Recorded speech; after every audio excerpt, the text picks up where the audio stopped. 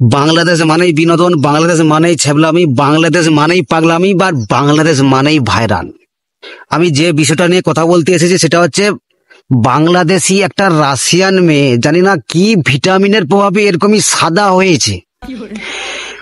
ওই রাশিয়ান মেয়েটার মুখ থেকে প্রেমের রাসলীলা শুনে নিন।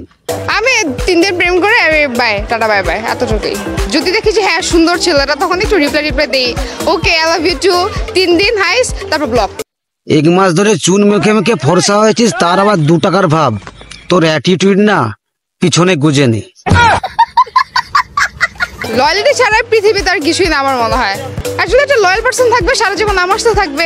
ওরে বাবা, যে কিনা একটা ছাড়ে একটা ধরে, মানে তাকে টাটা বাই বাই করে দেয়, তার আবার লয়াল পার্সন প্রয়োজন। বলছি আলকাতারে ডুবে না পিছনে একটা চাপ্পড় মারতে ইচ্ছে করছে।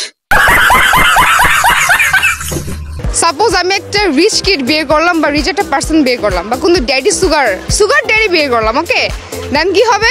আমাকে রেখে অন্য জায়গায় মুভ করবে, সেটা আমার জন্য কষ্ট হবে না?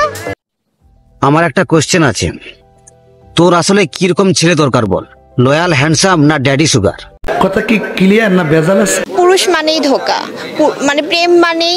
বলছি বোন, এতজন পুরুষকে টেস্ট করার কি দরকার ছিল? আর হ্যাঁ, বাড়িতে গিয়ে মাকে বলবি বাপকে ডিভোর্স দিয়ে দিতে।